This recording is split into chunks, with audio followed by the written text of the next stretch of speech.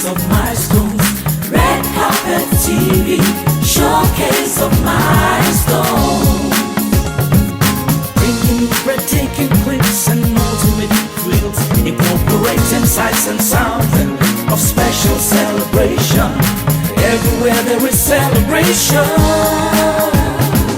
Red carpet TV is always there. Red carpet TV, showcase of milestones. Red carpet TV, showcase of milestones.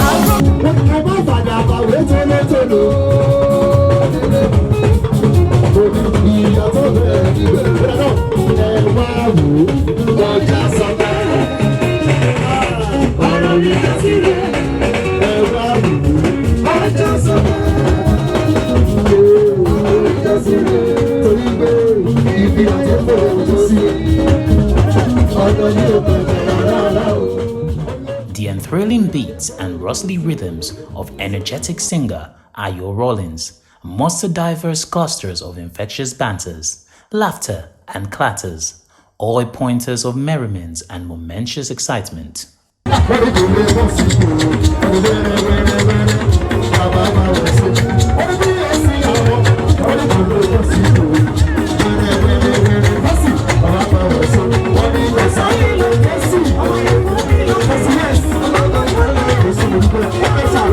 The guests were gaudy and the gazebo delightfully glamorous. Women of class, men of style, strutted and swayed in the buzzing ambience hosted by a beautiful lawyer, a seasoned bureaucrat, and a bullying socialite, Comptroller Ebunola Ayo, in honor of her departed mother, late Mrs. Bimisade Eunice Usiola Olagundoye.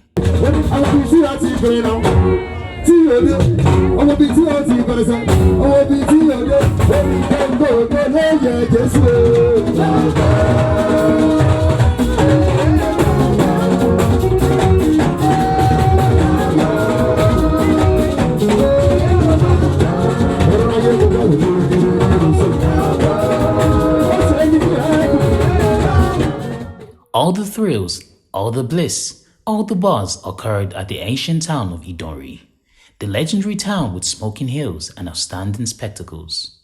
The date was Saturday, November 11th, 2023, at the expansive sports ground of Olofia Anglican Grammar School, Udude Idori, Ondo State.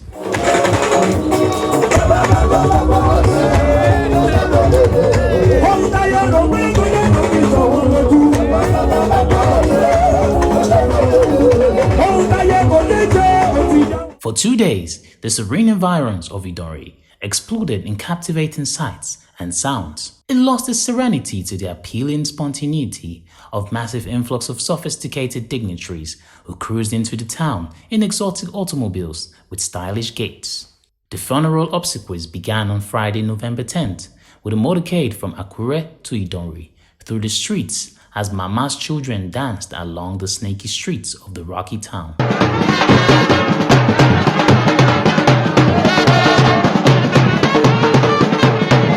The aura that a matriarch was gone enveloped everyone who came in contact with the ceremonious procession. The bell pallbearers did well in carefully tossing the remains of Mama, even as the Deproof band performed wonderful dance steps. Activities soon rolled into the next phase of the celebration of life, as guests and family members arrived the venue for the Christian wake service later in the day.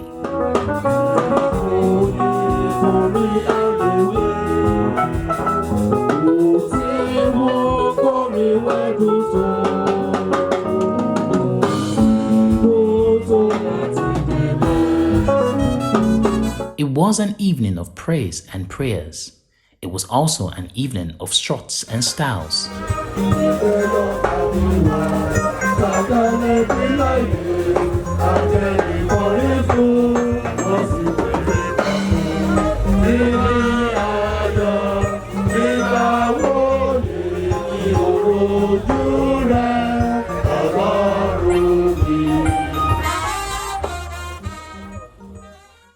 The sweet combo of white and purple created an atmosphere of splendor as the deceased children took the front row.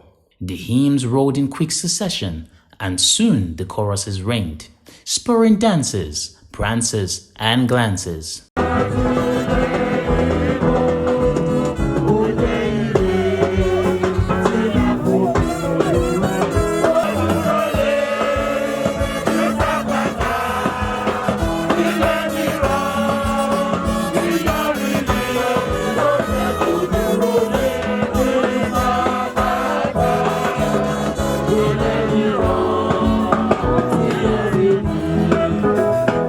The wake-up service featured brief moments of Bible readings and an inspiring sermon. And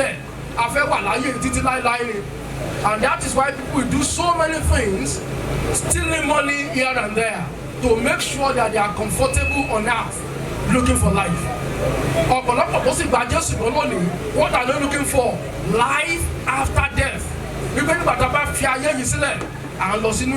So Jesus spoke about three things that he represented then and even now: the way, the truth, and the life. The subtle wriggling whittled down a bit as everyone relaxed to hear the good testimonies about Mama from the community, the church, and the family.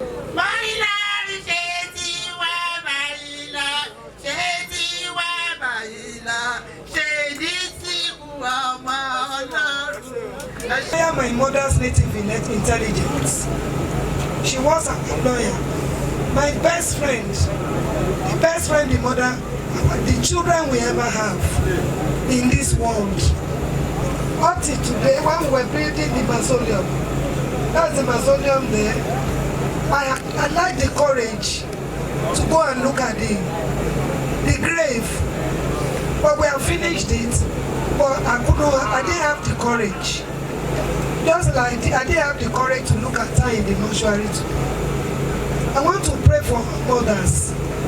God will meet you at every point of your needs. Amen. I want to pray for all fathers too. You will not die young like my father. Because my father made us to see the other side of life. When we were born into Lisa family, if you are born into Lisa family, it's like, when we dance there today, I showed my people the first car in Eden was found, is still in a compound.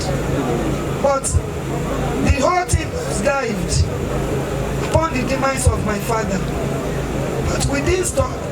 My mother said, wherever you want to go, well, I will sponsor you. And she did that. I became a lawyer before she died. And today I'm a full controller of customs. Wow. Thank God for her life. I will never see her again.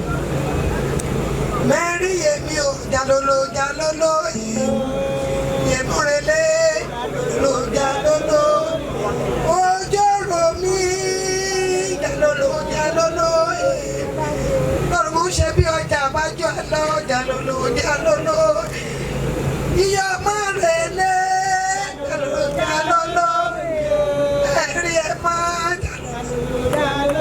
The children of Mama soon stepped to the dance floor to dance at the Thanksgiving session.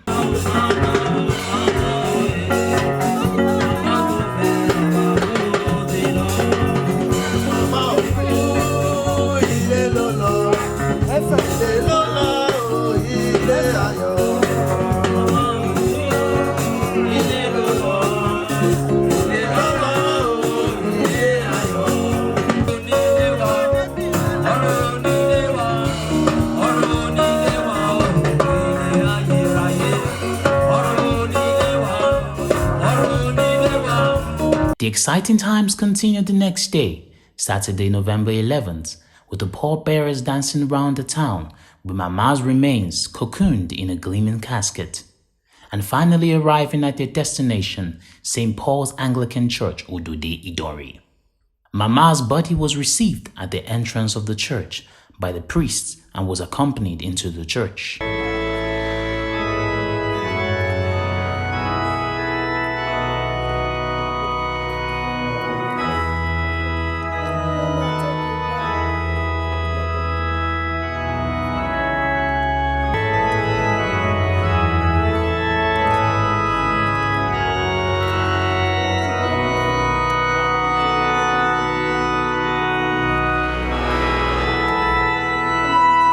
Solemn but refreshing and invigorating, the songs of the choristers of the church flipped webs of jolliness, which enveloped the entire church, with the children of Mama in the front row, looking resplendent in expensive attires.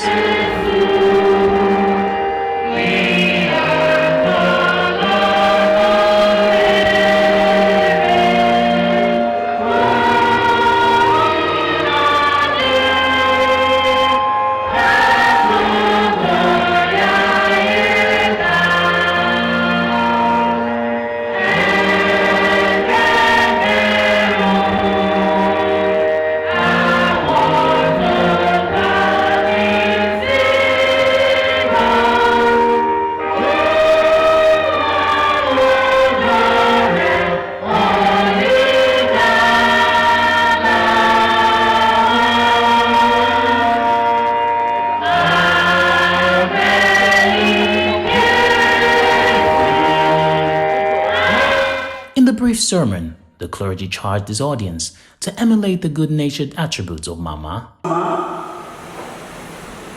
This blessed mother here lost her husband while she was 27, and she waited.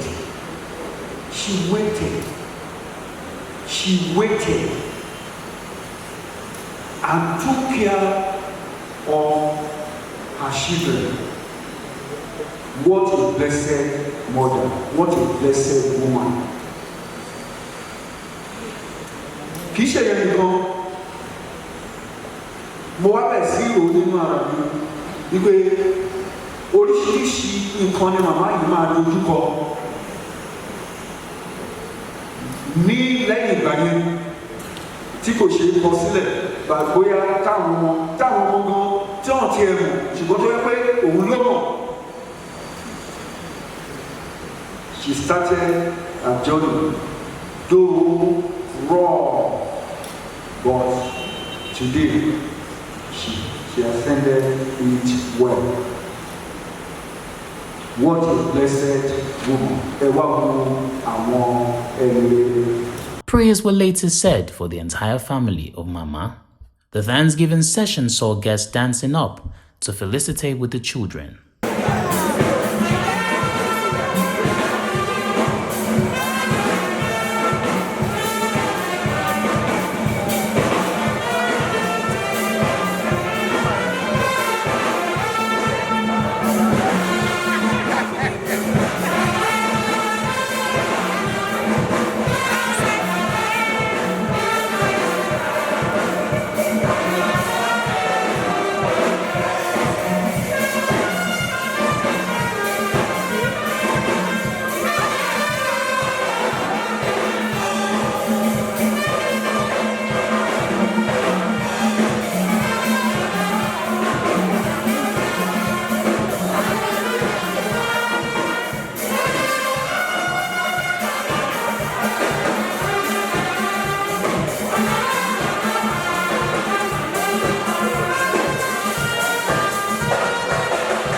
The withdrawal hymn brought the service to a close as everyone filed out of the church.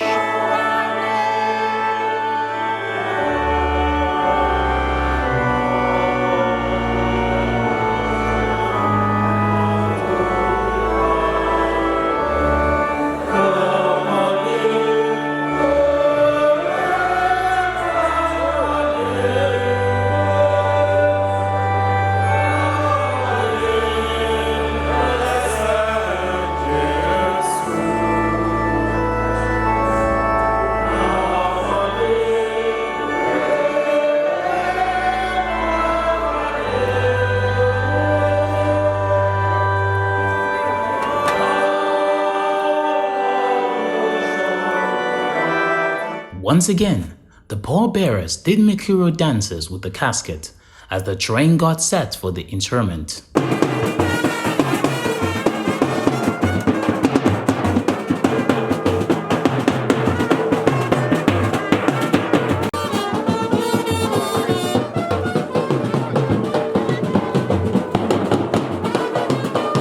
Mama's body was finally committed to Mother Earth.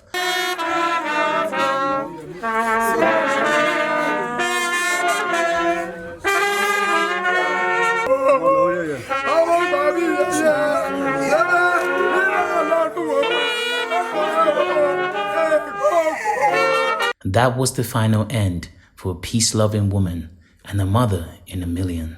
Born in 1933 in Idori, Mama Bimisade Yunisusiola Olagundoye had no formal education but was highly versed in native intelligence. She was a trained tailor, and her drive and passion for continual career growth and hard work saw her striving in the tailoring business.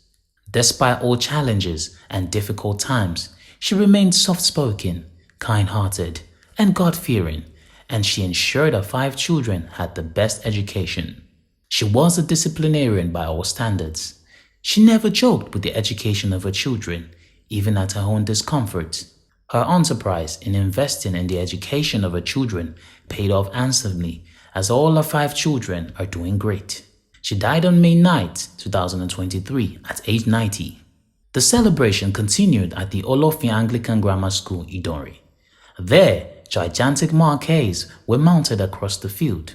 The interior of these marquees and the drapes of the chairs were colorfully decorated in exquisite colors, matching the Ashwebi fabrics on guests.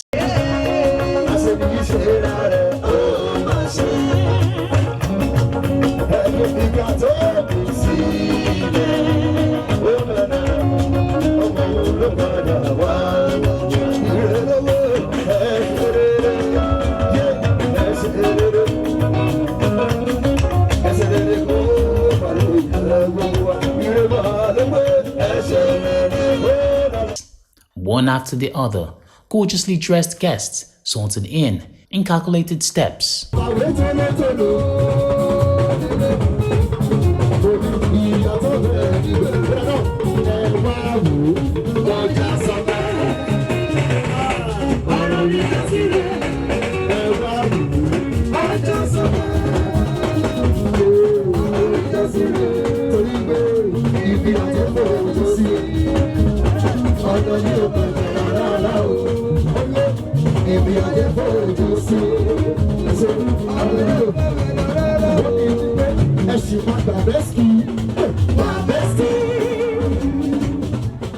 Upon settling down, they were treated like royals, as a lot of sumptuous meals were available in abundance for their consumption.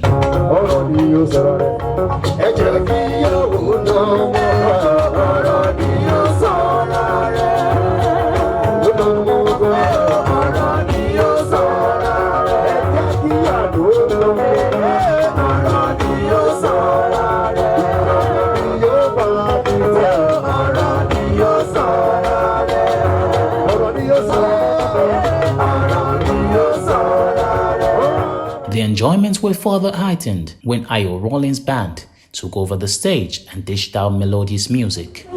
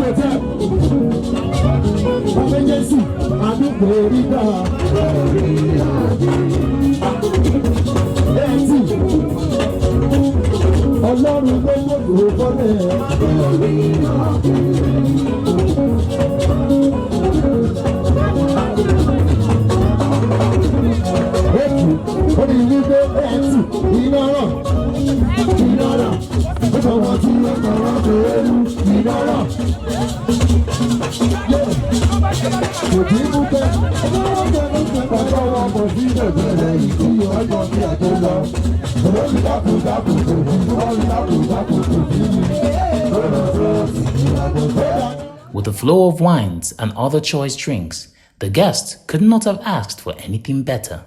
The guests were all happy to felicitate and associate with Mama's children, who treated them to very good times. One after the other, Mama's children and their guests took to the dance floor in attunement to the lyrical flow of Ayo Rollins' band.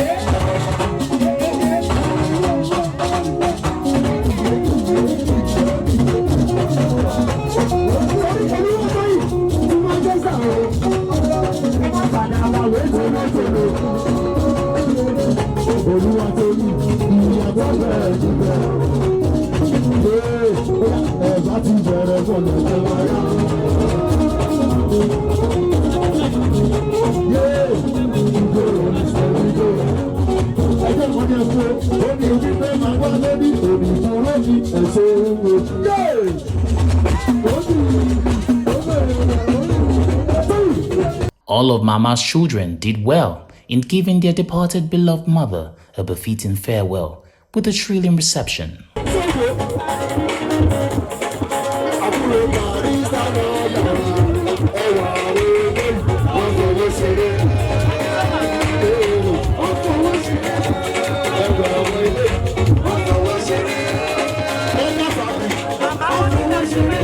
Big, bold and beautiful, Ebon, as she is fondly called, is a charismatic lady of class and taste. Either in Idori, where she is well known, or in Lagos, where she lives, Ebunola Ayo is an epitome of love for humanity. A comptroller of Nigerian Customs Service, hers is a life of impact and selflessness.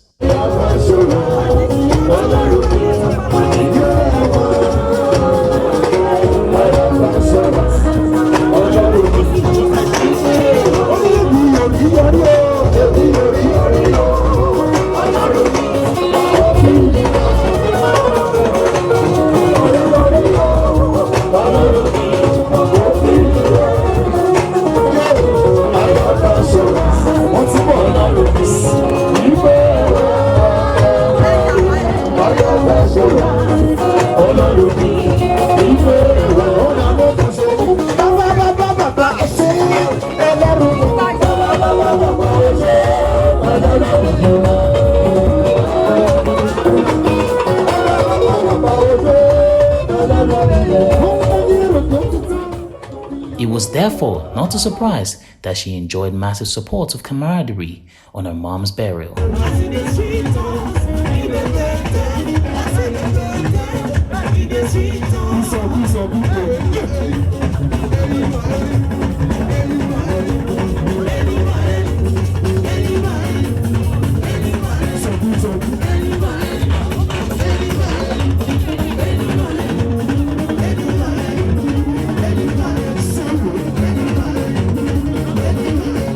From the Red Carpet TV crew, we felicitate with the children of Mama Bimisade Eunice Usiola Olagundoye for giving the matriarch a very befitting funeral.